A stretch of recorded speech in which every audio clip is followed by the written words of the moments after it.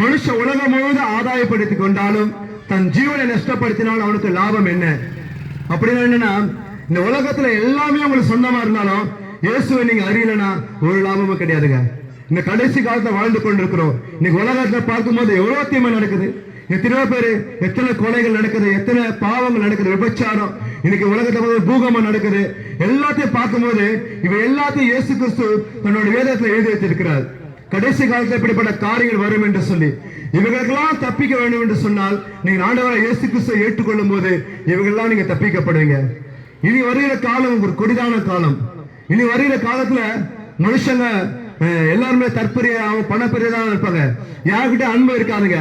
இன்னைக்கு நம்ம கிட்ட நல்லா பேசுவாங்க, நாளைக்கு நம்மளே பார்த்து அவங்க நம்ம எதிர்க்கிற சூழ்நிலை வரும். ஆனா எல்லா சூழ்நிலையும் மாறாத ஒரு இயேசு கிறிஸ்து நமக்கு உண்டு. அவர் எல்லா சூழ்நிலையும் காப்பாற்றுவர் வல்லவரா இருக்கிறார். அந்த இயேசு கிறிஸ்து குறித்து உங்களை அறிவிக்கிறோம்.